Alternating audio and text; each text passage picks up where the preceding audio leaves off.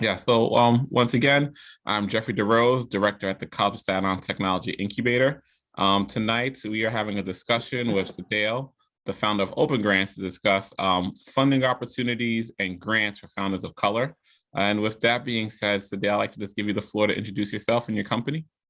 Sure thing. Yeah, my name is Sedale Turbovsky. I'm the CEO and co-founder of Open Grants, and our mission is to really empower folks around the world with accessible and equitable access to grant funding. So yeah, super excited to be here, and happy to answer any questions. But that's me in a nutshell. Okay, cool. And let's just dive into it. Who is Sedale and what is your background? Sure thing. So yeah, I self-assigned myself the title of professional human being quite a while ago, but I started out as a management consultant helping companies navigate public funding and really like manage issues management overseas. So I started my own consulting firm in Argentina, in fact, worked for quite a while there, spent some time in Europe and Asia as well. But landed back in the United States to start a startup. And over the course of that time, this is actually my fourth venture-backed company. Over the course of that journey, got very fascinated with the role that public money plays. By the end of my career as a consultant, my team was managing around $5 billion in funded projects from government. And it became very clear that there was sort of equity and accessibility issues. And as everyone is well acquainted with the idea that if you have money, it's easy to get money. If you don't have money, it's quite a bit harder. And so as consultants, our job was to work with folks who had retained us, of course, to secure grant funding, and that was all well and good. But what I wanted to do with Open Grants was to make that process accessible to entrepreneurs and other folks who really didn't necessarily have the resources to hire 100K a year consultants and make this process a lot more equitable. So that's what we set out to do, was really improve access. And so that's what Open Grants does today. Is we connect founders, we connect folks who are working on projects that are innovative or impactful to trillions of dollars in grant. Okay, that's quite the journey.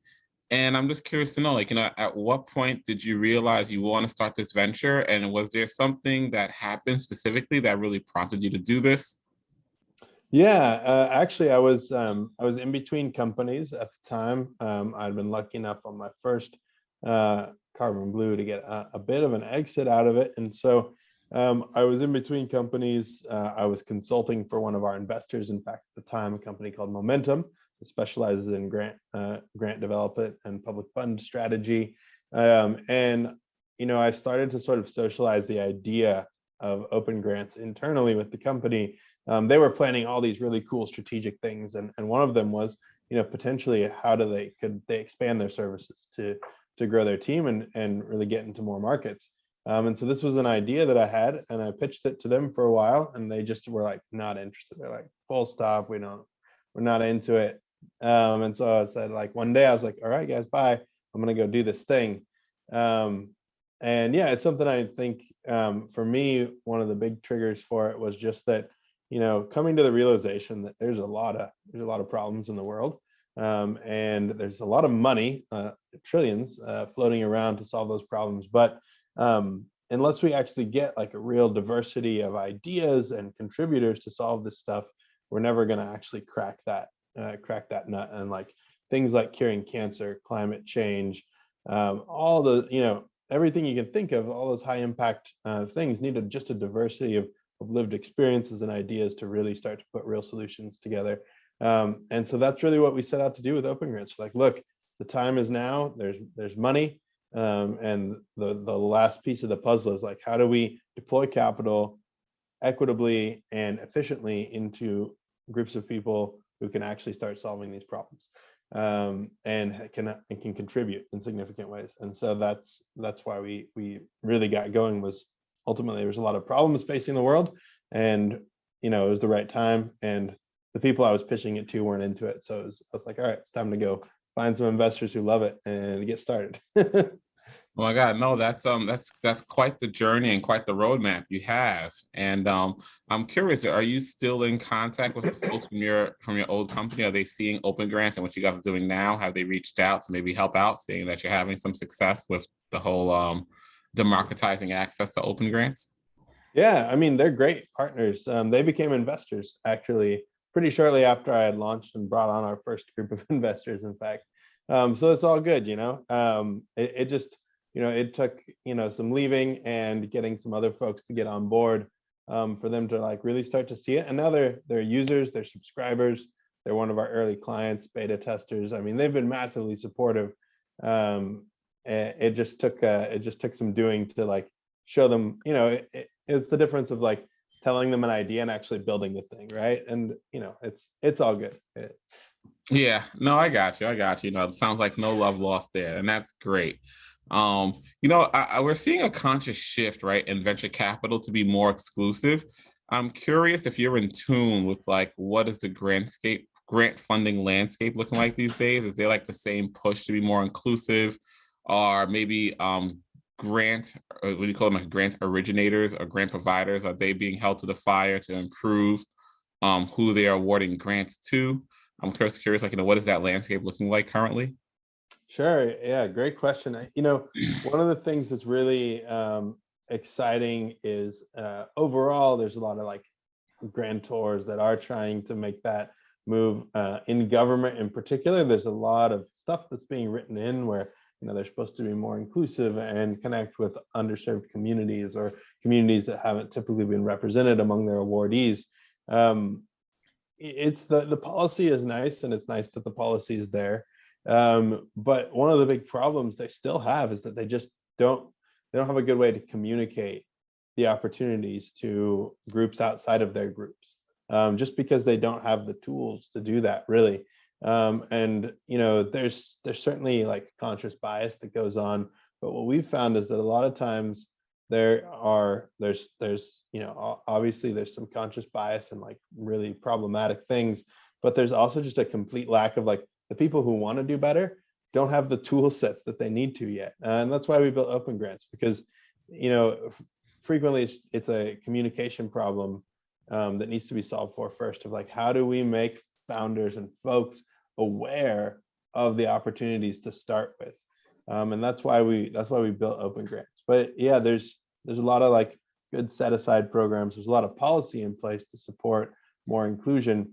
The next step is figuring out like the tool sets to really like not only make it like, you know, sometimes you just have to hit people over the head with it. You're like, look, this is exactly how you can achieve that goal. And at that point, then they can really have their feet held to the fire of saying like, all right, well, you have there's no excuses at this point.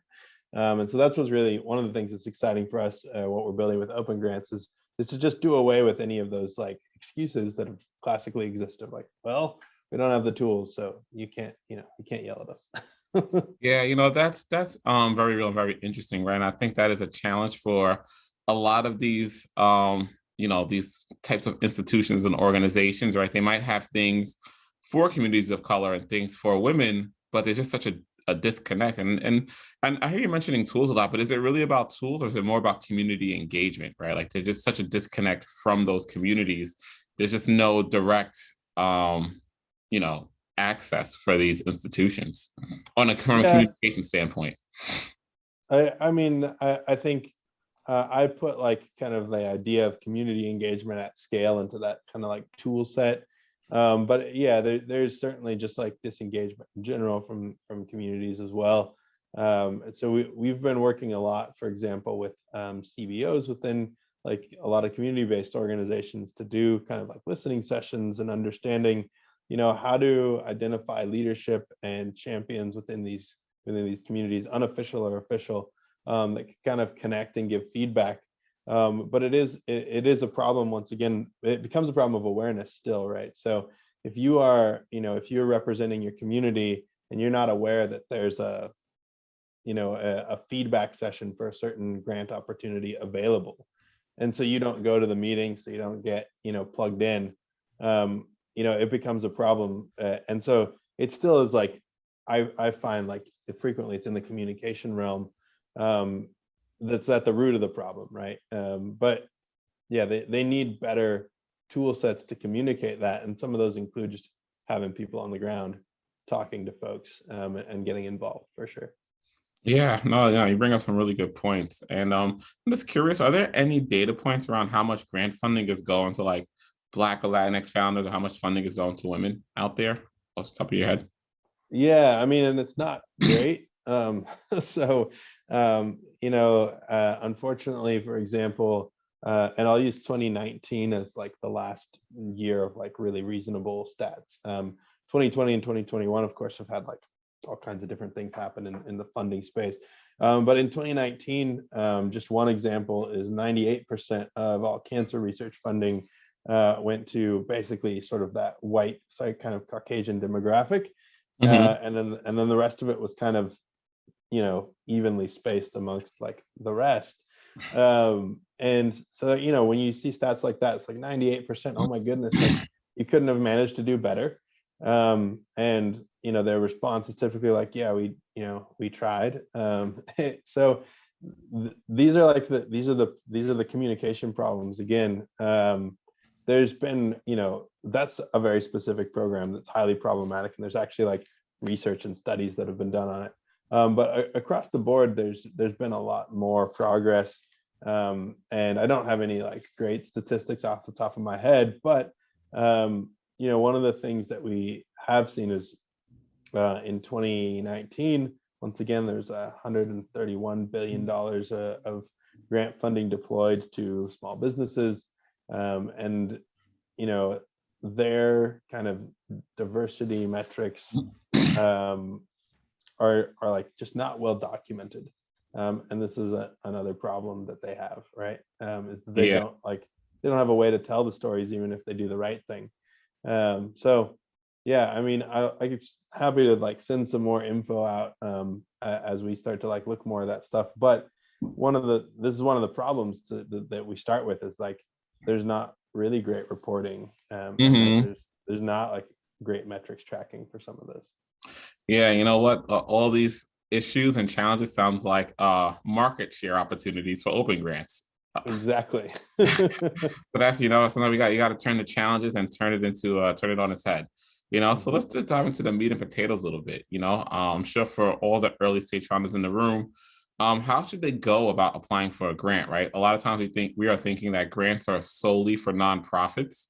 And even I've done searches for grants, right? And it seems like, oh man, all these grants are just for nonprofits. But like, hey, I might have this social impact venture that's for profit. How should I go about, finding grants for my venture if I'm not a nonprofit?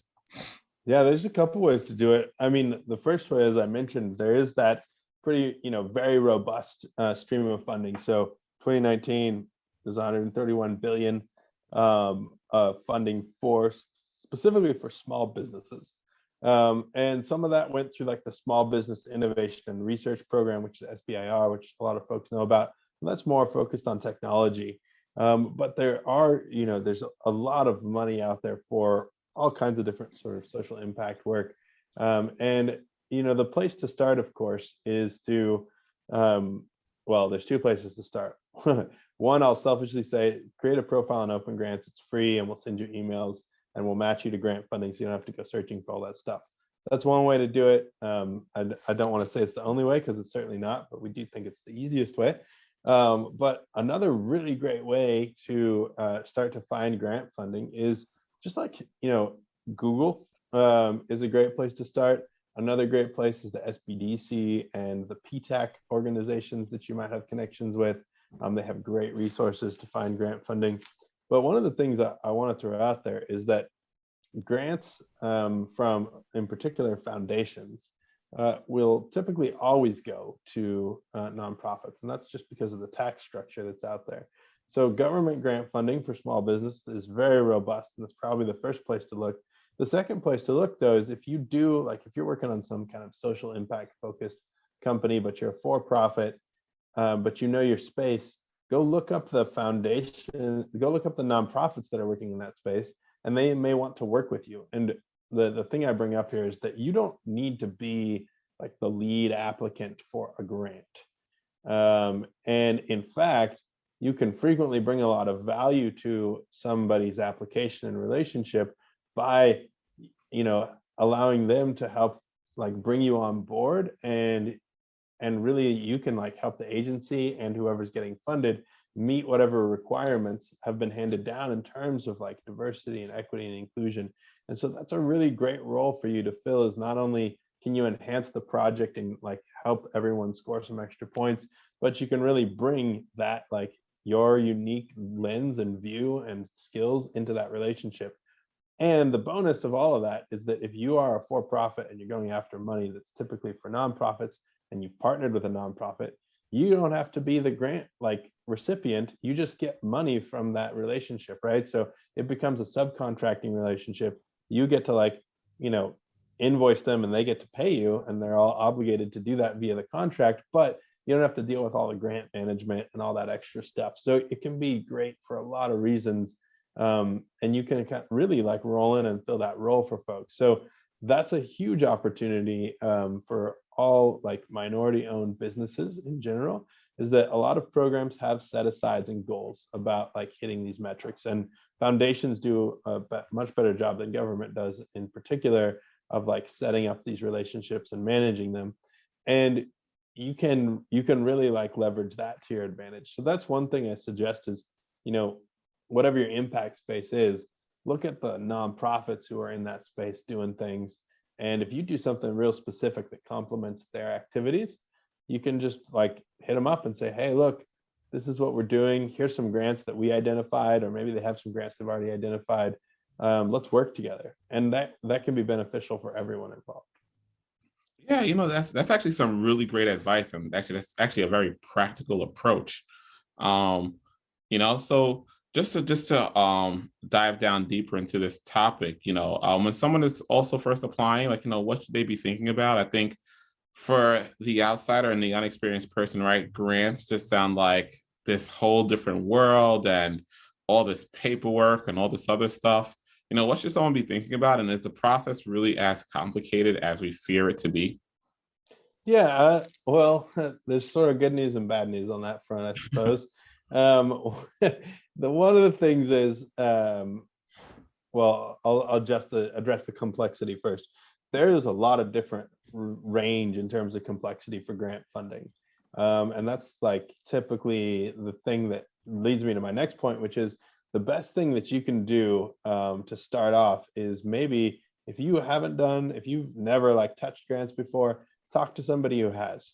We have at Open Grants a whole marketplace of people who you can chat with for free, and they'll kind of give you some insights. And then of course, if you're interested, you can actually hire them to like do consulting work for you. But there's other resources. There's the SBDCs, as I mentioned, the Small Business Development Centers. There's the PTAC organizations that specifically help with SBIR grants, which are Small Business Innovation and Research grants.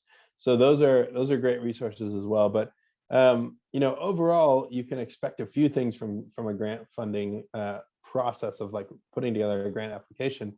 And one of the really good things about it is it forces you as a founder to get really clear about your mission, about what you're delivering. So you're going to want to like organize your thoughts. Like, what are the impacts we're trying to create? How much does it cost? Who's involved? All those organizational things you're going to need for a good application, typically. And so it forces you to get really organized and develop a narrative behind your project or product. And then it also will force you to make a plan, because most grants, it's not like you just show up and say, hey, I want $500,000 and they give it to you. Most of the time it's, hey, here's a contract for $500,000 over 3 years, or here's a contract for $10 million over 3 years. And you have to tell them, and this is the cool part, but also the curse, right? Is you tell them what's going to happen and they fund it. But once they fund it, then you have to do what you said. So you want to be really thoughtful about the plan you submit, because basically you are, you're painting your own future there. And if successful, you're going to sign a contract that says, hey, we're going to do the things we said we do over the next 3 years. And so then you need to go do it, of course. And so you want to be very thoughtful when you're submitting this grant. And for early stage companies, this is like, and just so you know, it's not like set in stone, but it's, it's there, it's in a contract, and everyone's aware that things change, and you can make changes to your contract and to your agreement over time, and there's processes for all of that. But you want, as a founder, you want to be aware that like you need to come in with like a clear plan. If you don't have a clear plan, then they're going to read that application and be like, well, these people don't know what they're doing, and it's likely to get funded. So those are my, like, to recap, I guess. One is the process. You should expect to get very organized and put together a plan for the future for your company or for whatever effort you're working on. And then you should also, I highly recommend, just speak with someone who knows the space and the process that you're going through. And they're not super hard to track down. There's some great resources, including OpenGrants. But that will really give you a step up, is getting some clarity from someone else on like the nuances of things you might be wading into. Yeah, no, that's interesting. And that was like, some really interesting some points you made. Just once again, diving deeper onto this topic.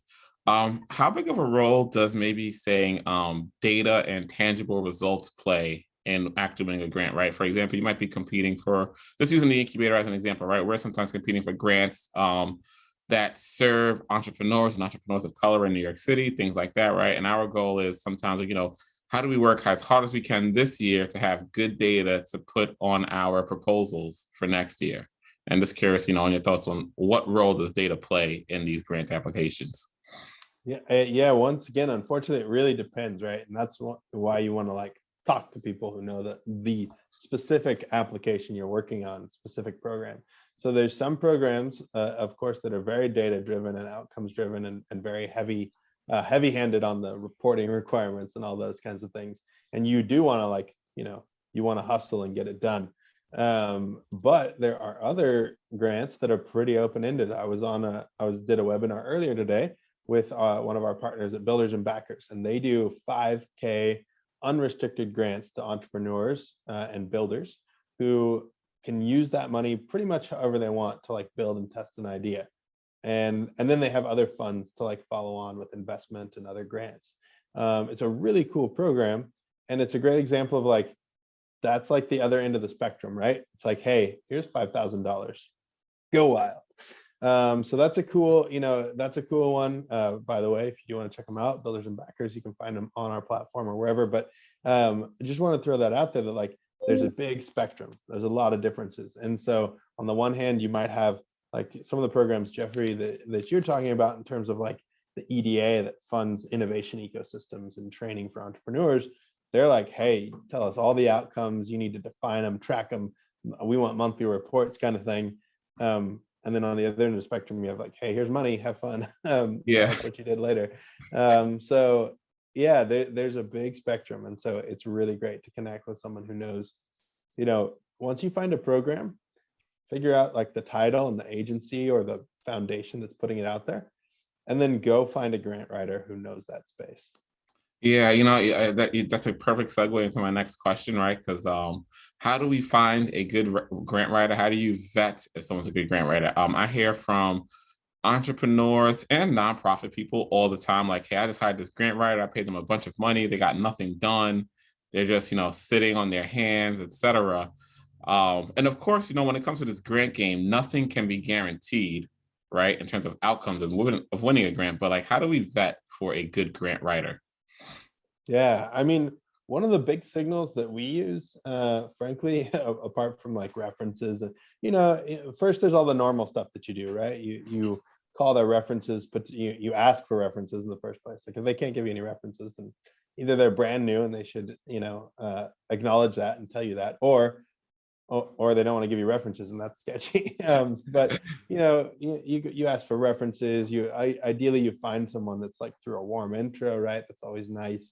But the next step, of course, is their approach to the projects themselves. One of the things we curate for in our network of experts frequently is just like, one of the great signals I see out there is someone who will say no, right? A grant writer who can sit down and tell you, hey, this project is not a good fit, you shouldn't like apply here. Someone who says that to you instead of like, hey, we're gonna like do all these applications for you. It'll be great. Like the ones who paint too rosy of a picture, they tend to be, and I get it, right? Like they're out there trying to make money and build a business, and they want more contracts.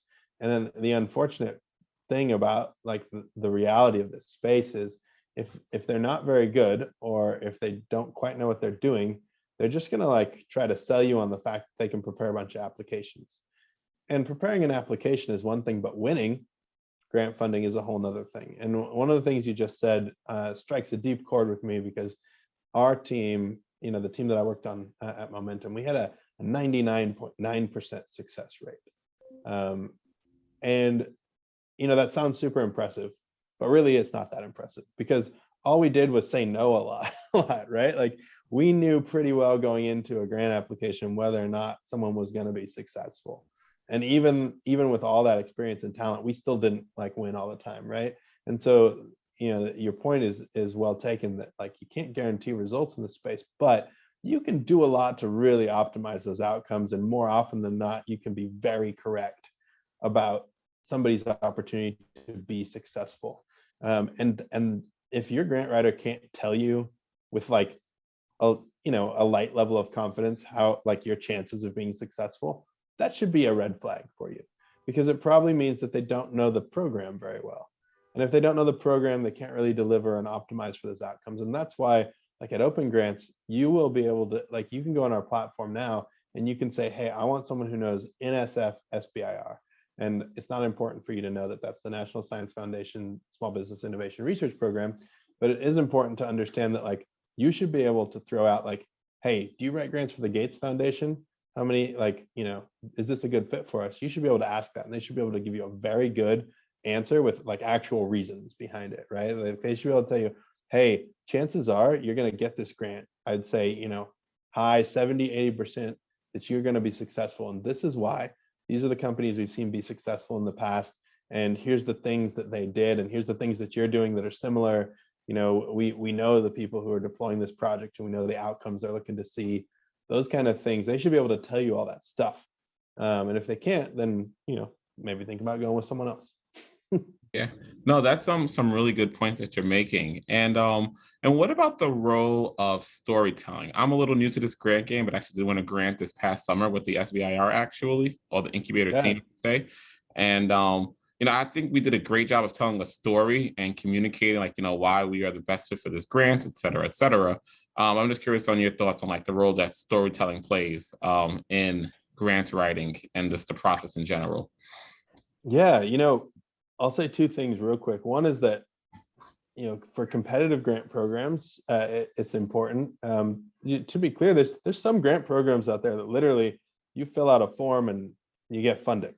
And so those are, non-competitive. It's just grant money that's available for a variety of things. There's a lot of it, for example, for development of rural communities. And there's a lot of programs out there that are like that. But in the space of narrative, sort of competitive grant applications, where you are, competing for a limited amount of funding against a bunch of other applicants, the thing you're trying to do, and the reason that grant writers can really like work some magic, is that you are trying to tell a story about aligning your outcomes and aligning incentives between you and that funder.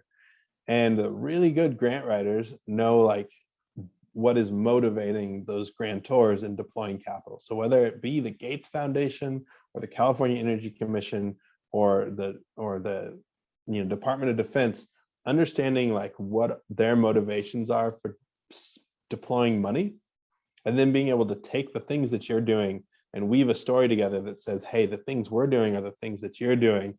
And if we do these things together, we're going to create this really cool outcome that speaks to all of your goals. And like, this is, it's a melding of like mind and will. And that at its core is what the magic part of grant writing, because there's a bunch of it that's just like filling out the right forms and like making sure the fonts are the right size and the page count's correct and all that stuff, and being organized and submitting the grant on time. And the thing is, if you follow all those rules, you put yourself on the same level as everyone else who knows how to follow rules. And that's cool. But if you really want to be successful, and that's where like the really successful grant writers, play a big role, is like you can take all of those rule following things. And then you can take the core concepts and weave together this very compelling narrative that says, hey, we are driving the same outcomes that you need to see, and we're going to do it in a really spectacular way. And this is how, and it's going to make you look like a hero, kind of thing. And so that's the role that the storytelling plays in the process. And it is really important if it's, if it's that kind of grant. Yeah, that's actually was just some really great feedback. And just segueing back to who should be applying to grants, I'm just curious, right? Of course, we have like our nonprofits and our social impact ventures. But what about let's just say, hey, I'm a small business and I'm just selling t-shirts, or I run a coffee shop, right? Is there much grant funding opportunities for those kind of founders, or is that maybe something that, grant? I mean, hey, you can look at grants, but you shouldn't expect too much.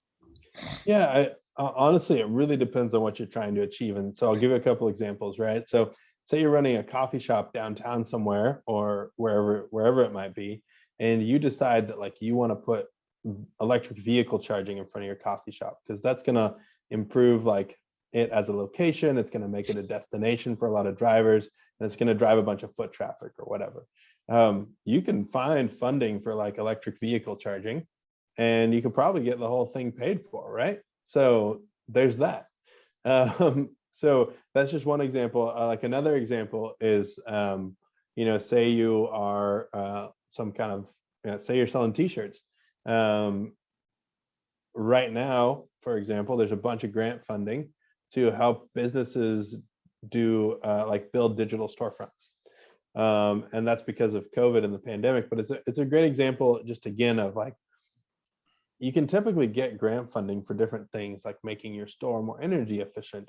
You can get grant funding for different aspects of your business. So even though you may not like be working on like the next generation of quantum computing or cybersecurity or whatever, you can look around for like ways to like use grants as part of your capital stack. And that's, something that we're very excited about in general, is that for a long time, grant funding, because it's been like so mysterious or hard to get or what have you, it's just been something that people just haven't accessed a lot. And so we're very excited to like make that happen more frequently and really demonstrate to people the opportunity that is available to them via grant funding. Yeah, no, okay, that makes a lot of sense, and something, for you guys at home to look into. I just want to reiterate, I see some questions are in the chat. We'll visit those questions towards the end of the call, but keep those questions coming. Thank you, guys. And do you guys use grants for yourselves at Open Grants, or how are you funded? Yeah, we do. We do a variety of things. So we are a venture-backed startup. We have great investors. We also have received grant funding in the past to subsidize our consultants. We've worked with SBA and SBDC on a few projects as well. And we are in as a subcontractor, as I mentioned earlier, we're in as a subcontractor on a variety of grant funded projects, including an organization kind of similar to yours, in fact, called Chico Start up in the North State of California, where they've used a grant to actually pay for the Open Grants platform as a service for their community. Oh, wow. So yeah, I mean, we do the same thing that, I just talked to y'all about. Like, we have put in for grant applications. We have also been subcontractors. And we find frequently that actually the subcontracting relationship is just easier. We don't want to like necessarily manage grant funding for ourselves because we got a lot of other things to do. So huge fans, definitely use grant funding. And then the other really exciting thing that I just want to throw out there is we feel strongly about how we're building this as a public good. So we also are using crowdfunding as a means of raising capital. And we're currently in that like testing the waters phase of that, but that's going really, really great as well. So we plan on expanding access so that the community at large can invest in our company. So that's really exciting. Yeah, no, that's amazing. And can you talk a bit about your crowdfunding journey and just kind of how you're kind of setting yourself up in the situation with not just your customers, but anyone who's just maybe involved in that Open Grants ecosystem, right? Like if you guys become like a multi-billion-dollar situation, right? Just your average Joe can now be a part of that success at Open Grants. Exactly. So, just to give you an idea, right? Uh, so my family, they're all in ag. They've been farmers for a long time, and our family business just turned 100 years old, and they've just like, they're just like salt of the earth, super hardworking individuals, and the idea of creating generational wealth, something that's just like been in the back of my mind for a long time, of like how to expand access to opportunities to do things like, over the years, my uncles and my aunts and other folks have had the privilege of being able to invest in companies and grow that wealth and grow our family business as well.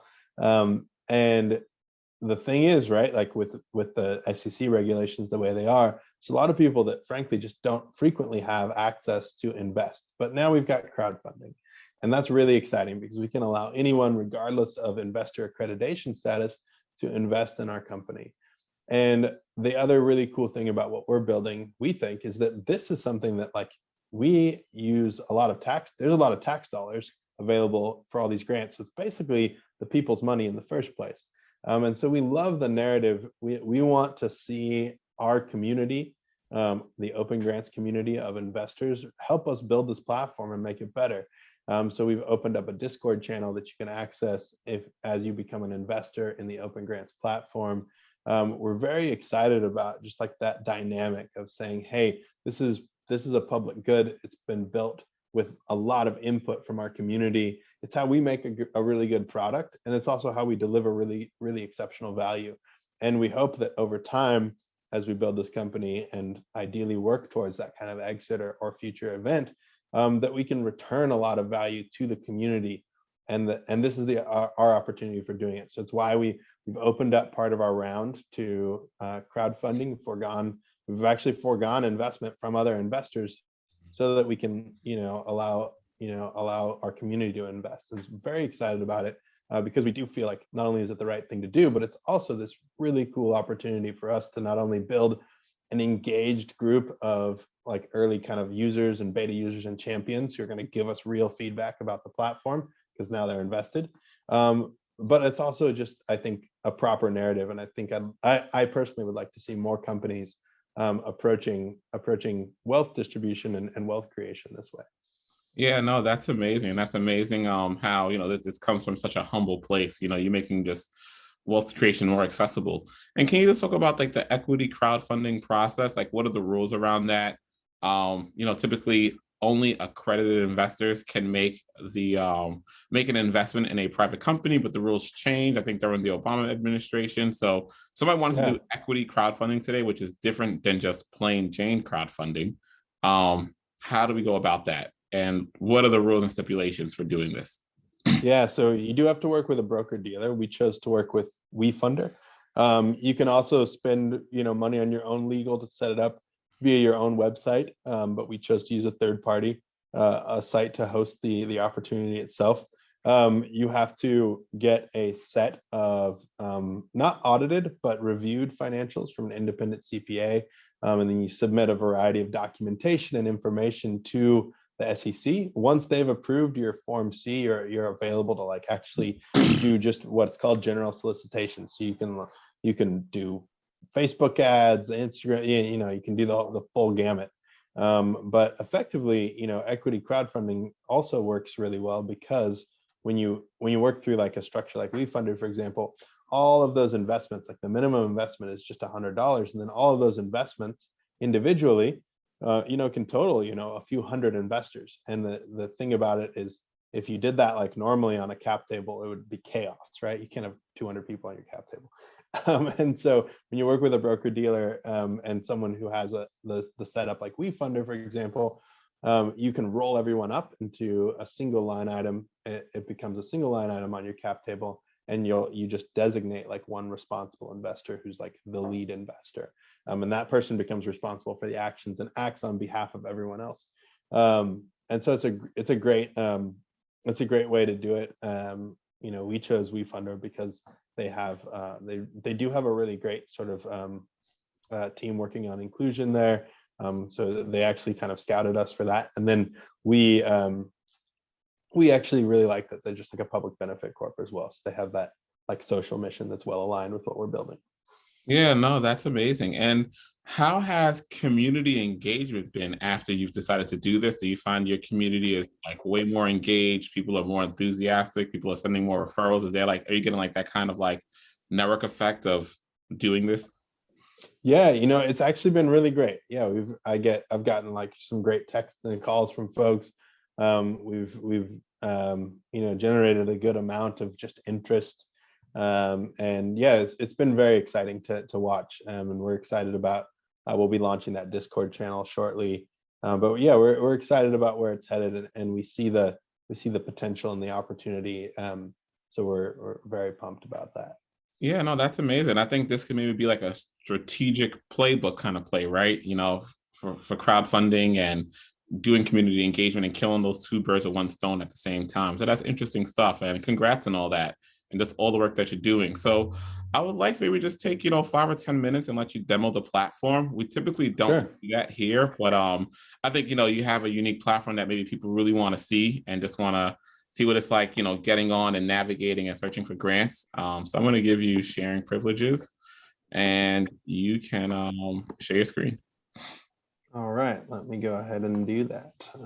Here we go. So I won't take you all through the sign up process, but I'll just say that it is literally this easy. So you throw in an email and a password and you get right in. And you can sign up for free. So the platform itself is organized, as you can see. You've got the dashboard, you've got your grant finder, talent finder, project, saved grants, and your profile. The main thing to note about the Open Grants platform is that the first thing you want to do on this platform is create a organization. So when you sign up, you'll be prompted to do that. You feel free to skip it on your way in if you just don't have the information or time, but create a profile for your organization. And what this is used to do is actually generate matches. So we have a searchless grant experience where you will get emails that match you to grant funding that is specific for your organization. And it'll be based on the things you're doing, which will be part of your description that you upload. It'll be based on your location. And if you have multiple locations, you can drop those in. And then it'll also be based on some of these attributes here. So the reason I bring this up is sometimes folks just create the profile and they go search for grants, which is great. But if you want to get like a curated list of grants that are specific to you, create this profile and we'll start making that matching process happen. So once when you put in your email and create your password, that's the first step. Is you have the opportunity to create that organization. If you don't feel like doing that, you can skip it and you can get right into like looking at grants if you want. But yeah, this part of the platform also, and the reason it looks the way it does is I actually have dual profiles set up as a grant writer and as a grant seeker. But you're going to specify like industries you're focused on, services you provide. You're going to want to provide basically like an executive summary of what you're working on. And you can create multiple profiles. So you can create multiple organizations. So say you're a nonprofit, but you're working on like 3 specific projects that you want to see grants curated for. You can create those specific organizational profiles on the platform. And I believe you can manage up to 10 organizational profiles under a single account. So that's just to outline, like, that's how you can get that grant matching process going so that you don't even have to search for grants. We'll just send the right ones to you. The other thing to note here is that we will walk you through this process. So if you don't know what any of these things mean, that's okay. If you don't know what SAM is, 8A, if you don't know if you're actually certified, located in a hub zone, et cetera, if you don't know any of these other terms, the platform will walk you through that process. We also have a great support team. So if you have any questions ever, just reach out.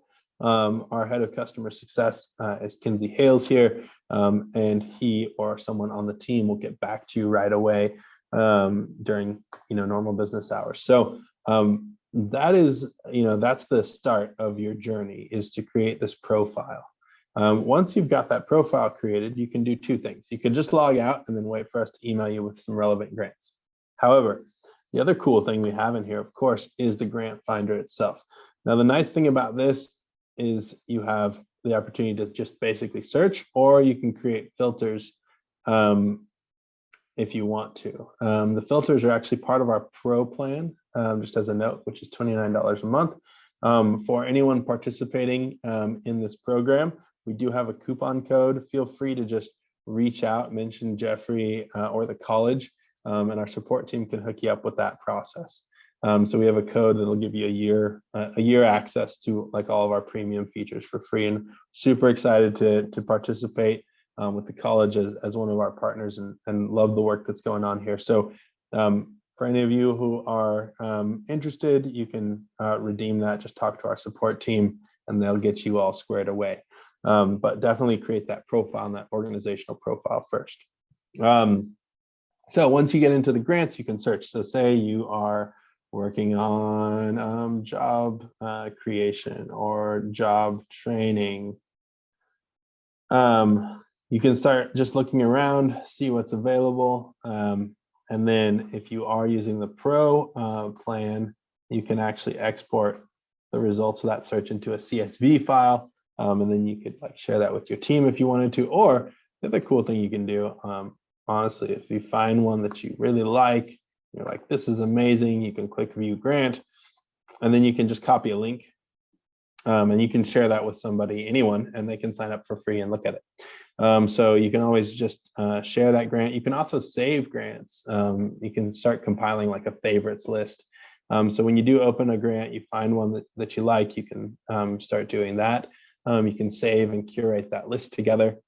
And you can also take notes. So if there's a specific reason you really like that grant, or you want to just share like the reason with someone else, you can take those notes and you can send it to them. So that's how that process works of like grant search. So the other really cool thing about the platform, apart from all the stuff that I just described, is once you find a grant that you like, you can go over here and click to hire a grant writer. And I just want to bring up a couple things real fast. Shortly here, you're actually going to see relevant grant writer profiles being surfaced next to the grant so that you can find those folks right away.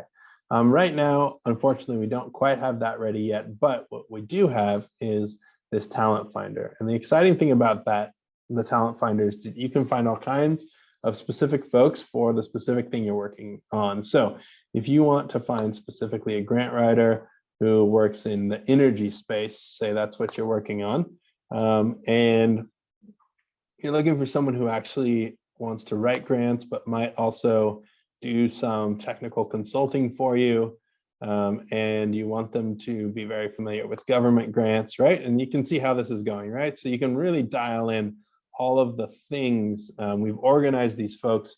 And if you remember what I referenced earlier, right? You want to find someone who specifically works on the program that you are looking to work on. And so there's a couple ways you can dial that in, right? You can use these filters. The other thing you can do, so just to use my example from before, if you type in NSF SBIR, you can find specifically grant writers who work on NSF SBIR. And this is like, I mean, at least for me, I wish this had existed when I was a consultant so I could build our team quickly and efficiently.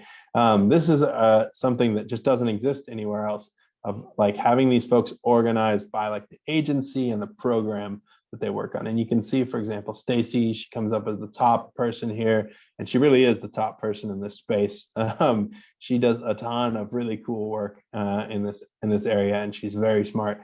And so the cool thing is like, so now you've dialed in, you found that grant writer who you like feel is just gonna like knock it out of the park for you. And the cool thing is you can just like message them, and they'll get a text message, they'll get an email. So you can say, yo, Stacy, I'm working on X, Y, and Z. Here's a link to my project. Let's do something together. Very interested to hear your thoughts. Then you can set up that meeting. They're not going to charge you, of course, for that meeting. What they are going to do is you can have a discussion. You know, you can chat back and forth. You can meet online, or you know, if they happen to be around, you can meet in person, I suppose. But you know, you can chat with them and they can set you off in the right direction. And they're going to tell you a couple important things. One is they might just tell you no. They might say, hey, this isn't a good fit, but here's some other stuff that's a good fit. They might send you a proposal and say, hey, we'd love to do some grant strategy work with you. This is what it would cost. This is what it looks like. Those are the resources that are just like here at your fingertips. So I really encourage you all, if you're starting down this path, no matter what kind of things you're working on, like come into the talent finder, search like, hey, I'm a fintech company. You're going to find resources and you can chat with them at the very least and get some guidance. And that can really help you take some next steps. And these are all folks who are super high quality. We vetted them. If they get into our marketplace, they've put in an application. They've either been interviewed or had like a solid review of their references done at the very least. And we've like approved them to work. So you can't just like get on the Open Grants platform and sign up to work as a grant consultant. You have to have experience and talent. And so we're really excited about the team that we have here, and really excited to make them available to y'all. That's the platform in a nutshell. I'm happy to answer any questions, but that's like the overview basically. Yeah, thank you so much. Maybe we could just stop sharing the screen real quick and we can just move to Q&A. Yeah, thank you so much for that that walkthrough of the platform. The platform looks great and so easy to use. So thank you for that. So let's open it up to questions. I'm just going to start with the questions that are in the chat first. So just give me 30 seconds. Sabrina said, thank you for your presentation. It was helpful about storytelling. So that was good. Ken Granderson has a question. Ken, would you like to unmute yourself and ask your question out loud? Okay, hello? Yep, we hear you. Okay. Yeah, which question was that? Oh, yes, how firm are the due dates? Because I actually joined and did a search, and the first, good prospect I saw said it was due 11/30/21. So should I bother or just filter out, use the filter and don't see those?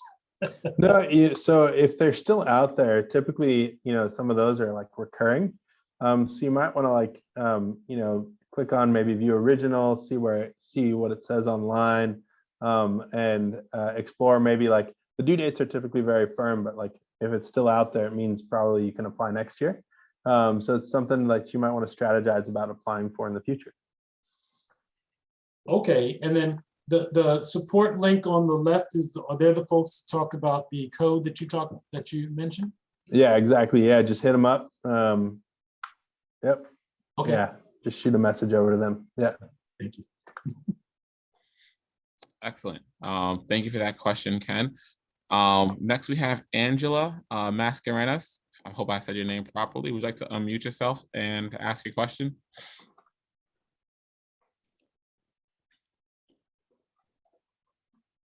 And Angela, are you still with us?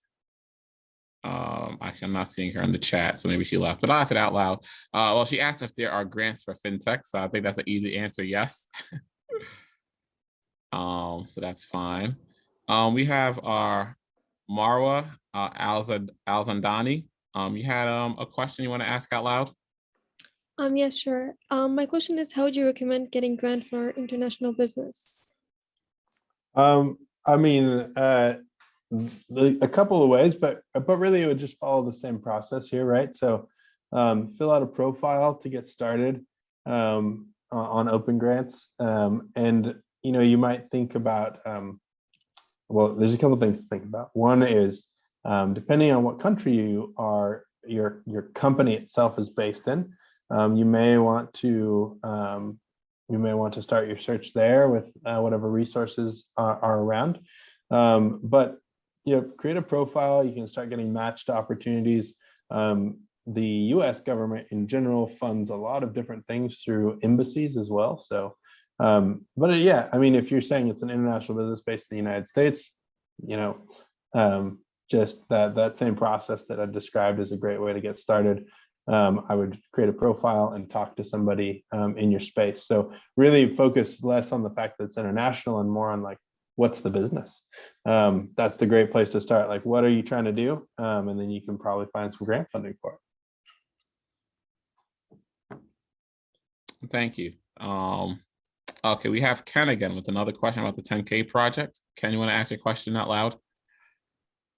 Or was that a statement you made? Yeah, it's a statement about crowdfunding, because we're doing rewards crowdfunding right now with Fund Black Founders, but the equity crowdfunding, we're just sharing information about this Black crowdfunding group, a Black crowdfunding portal and all that, because we know all these folks, we're friends with them. Yeah, Oh, Fun okay. Black Founders, cannot recommend it highly enough. They're actually users of our platform. A good, wonderful colleague who's doing amazing things. So yeah, definitely a great resource. Yes, no, thank you. Sabrina wishes us all a good night from London. Thank you, Sabrina, for checking in. I know it's super late over there. Hope you found this call helpful. Anybody else have any questions or thoughts for Sedale while we have a grant expert here?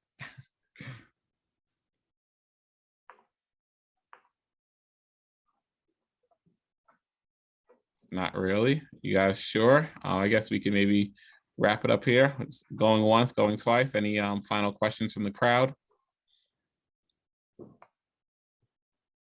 Okay. All right. No problem. So, thank you, Sedale. You gave us such an informative conversation today. I know I definitely learned a lot. I'm sure the crowd learned a lot as well. And I'm definitely looking forward to making more use of your platform. I know at the incubator, we want to win more grants. So I think, your platform makes it super easy. So thank you for that. And you have any closing remarks you'd like to make?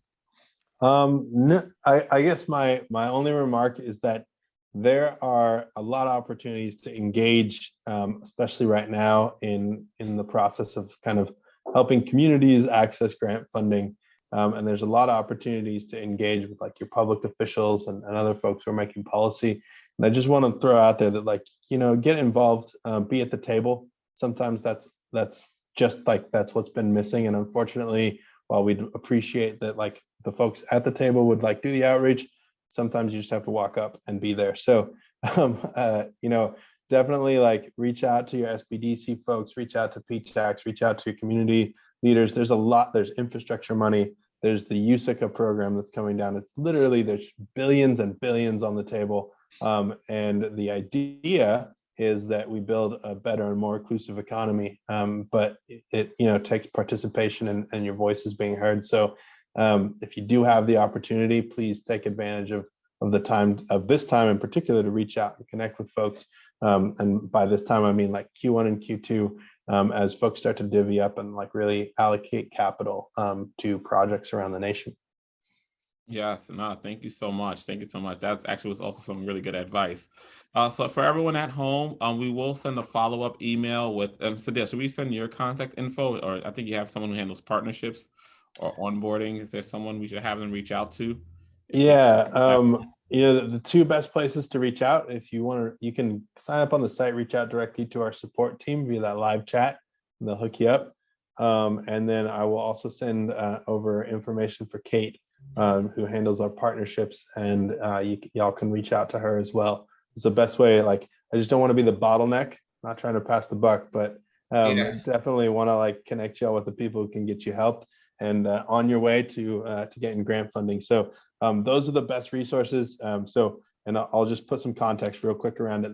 In this case, I will send over Kate's info to Jeffrey. If you are looking to just like upgrade, get on the pro, and get access to that discount code, just go straight through our support portal, click on that little floaty chat icon on the website and hit them up and say you're part of the tech incubator, and we'll get you hooked up. Okay, excellent. Yeah, so we'll send that follow-up email with all that information, the how to get a discount, and a recording of this event. So thank you all for joining us today. I think this was such a phenomenal conversation. Thank you again a million times, Sedale, for your time, and everyone have a good night. My pleasure. Have a good evening, everyone. Thank you all. Thanks, Sedale.